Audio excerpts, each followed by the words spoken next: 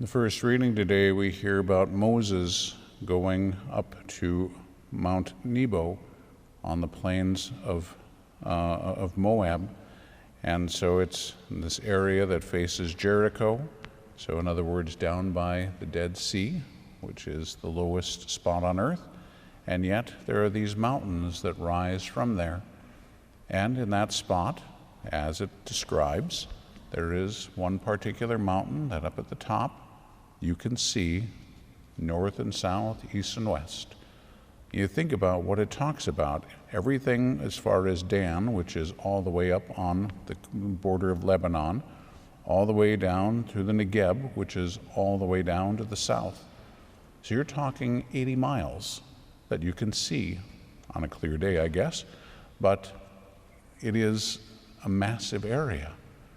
And it is there that Moses was allowed to be able to see the Holy Land, which would be on the other side of the river at that point. But he wasn't able to go into that. And the reason he wasn't able to go in, we heard in the readings just the other day, is that God told Moses to speak to the rock, and that the rock would bring forth its water. But Moses struck the rock. Now, there was an earlier occasion at Mount Sinai where Moses was told to strike the rock, and so he did. But the second time, which is in the book of Numbers, Moses is simply told to speak to the rock, and this would show forth the sanctity of the Lord. But Moses got angry at the people and took matters into his own hand, took his staff, and he struck the rock, and the water came out. And so God punished him for that. Now we look at that and say, especially when I think about the fact that Aaron is right there with him, and now Aaron also is not going to be allowed to go into the promised land because of this same thing. Now it's interesting, and this is something that's important for all of us, to be able to see the fact that as we grow in holiness, the sins become far more grave. Remember, at Mount Sinai, Aaron made the golden calf. He led the people into total rebellion against God. That did not cost him the ability to get into the promised land. But the fact that he cooperated with Moses in not speaking to the rock,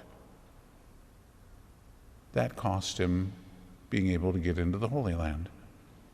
And you look at it and say, wait. This is so much smaller than this other one. I mean, he made a golden calf. He led the people into rebellion against God. And now he cooperates with Moses in being angry and not bringing forth the sanctity of God. And that cost him. And so it is. The closer one grows to God in holiness, the more serious the sins become. What might be, for you or me, a minor point, an imperfection, could be actually a rather serious sin for someone who is a great saint. You look at somebody like St. Teresa, who actually made a fourth vow. As a nun, she made the vows of poverty, chastity, and obedience. But when she had achieved those heights of holiness, she made another vow, that she would do only the will of God. So if she knew that something was the will of God, and she chose not to do it, that would be a serious matter on her part.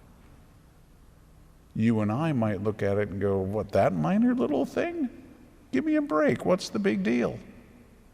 The big deal is that based on where her holiness was, she knew that this was the will of God and made a choice either to do it or not.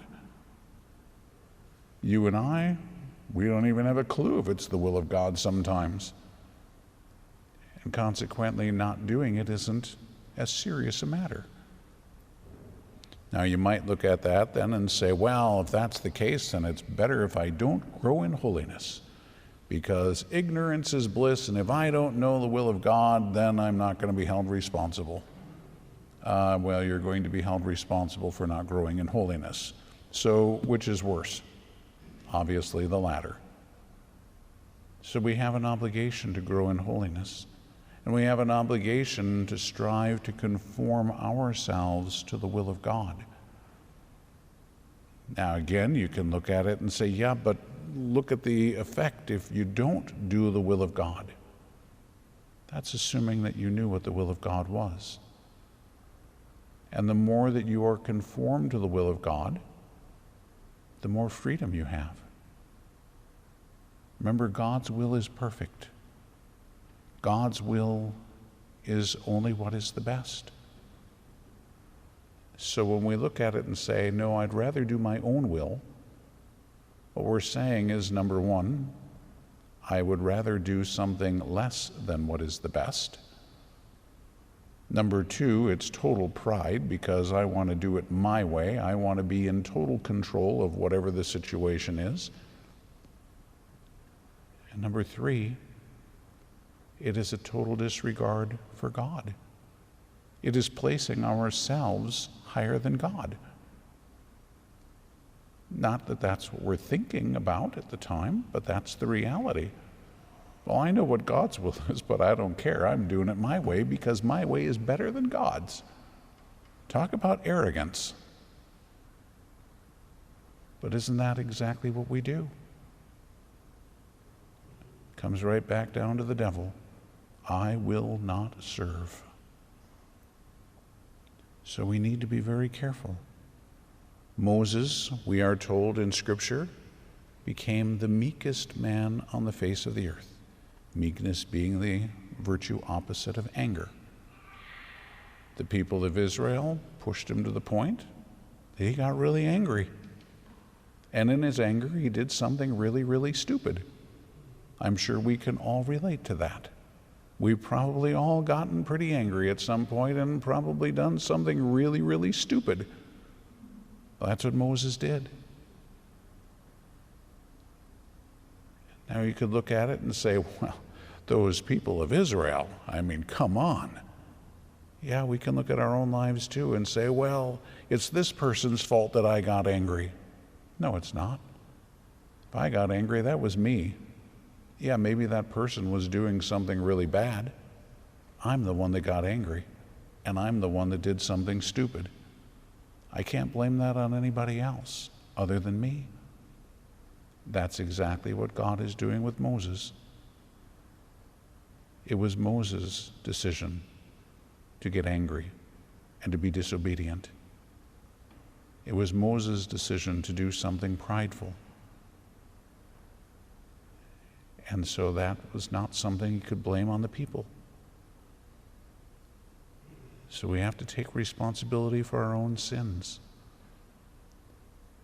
Now, when it comes to this point that it makes about Moses' body being buried there, opposite in the ravine opposite Bet Peor and the land of Moab, but to this day no one knows the place of his burial. Look in the book of Jude, and it talks about Satan and Saint Michael fighting over the body of Moses. The devil obviously knows where it is, but the people don't.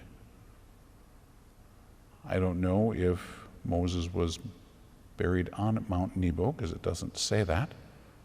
But Mount Nebo is also the mountain where the prophet Jeremiah took the Ark of the Covenant and put it in a cave. So you can look all over the internet, and there are all kinds of these things that talk about, oh, we found the Ark of the Covenant, or the Ark of the Covenant's here or there. It says in Scripture the Ark of the Covenant is not going to be found again until all the children of Israel are gathered together. It has not been found. What an interesting mountain. If that's where Moses' body is and nobody knows where it is, if that's where the Ark of the Covenant is and nobody knows where it is, I'd like to have an opportunity to go to Mount Nebo sometime and dig around. Obviously, even if we did, we wouldn't find anything because God doesn't want it found yet. But an interesting place historically nonetheless, to be able to think of the holiness, that that's where Moses was buried, that's where the Ark of the Covenant is, that's the place where Abraham was able to go and to look at the Holy Land, and that's where Moses climbed the mountain to look at the Holy Land. Which also another just total side point. Moses, remember, was 80 when God called him, and then God had him climb Mount Sinai. Not an easy task. Now he's 120, and God has him climb Mount Nebo. Now, I don't know about you, but I'm not sure if I'd be in shape to climb a mountain at this point. And Moses was 55 years older than me. And God has him climbing a mountain so that he can look upon the Holy Land. So God asks some difficult things sometimes. He's going to test us.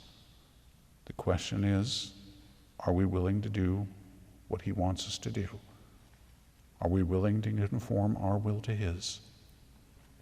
That's the challenge that Moses had to face. That's the challenge every saint has had to face. That's the challenge you and I are going to have to face. So strive to continue to grow in holiness. But that continued growth in holiness is continued conformity to the will of God. And as we get to that point, and those tests are placed before us, we have to make that choice. Do I want to do my will or God's?